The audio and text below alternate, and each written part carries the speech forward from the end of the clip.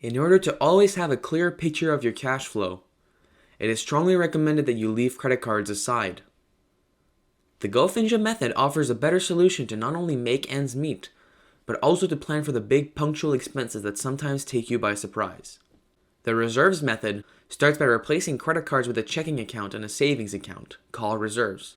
This way, instead of paying everything at the end of the month, you plan your expenses weekly in advance and are ready to deal with them.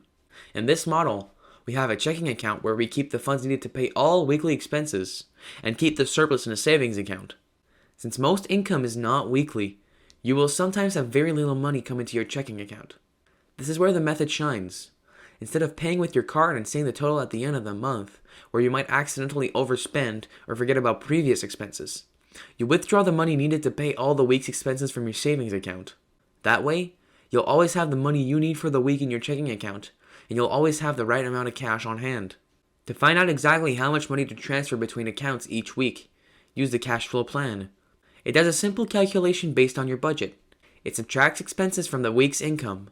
If expenses are greater than income, it advises you to transfer a certain amount of money from your savings accounts, while if income is greater than expenses, the surplus should go into the same savings accounts for more difficult weeks to come. We have a few recommendations on how to apply this method. First, over time, this will allow you to pay off your debt faster, so the amount you pay in interest will go down. This means that it is recommended that you transfer a little bit more money than the calendar recommends, and deposit a little bit less so that you have more money in your account than you need. This allows you to cover for some unexpected expenses. Second, make sure that setting up a savings account and transferring money between accounts will not result in additional fees. It's rare to see this kind of extra charge, but it's important to check with your bank. Third, ask for an overdraft protection on your account. This is the buffer in between when you spend and get money.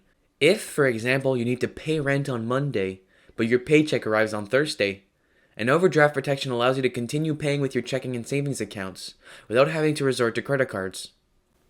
Sometimes, all it takes is a few adjustments to take control of your finances and finally stop worrying. With the right method and the right tools, you'll have the right information at all times and you'll be able to sleep tight.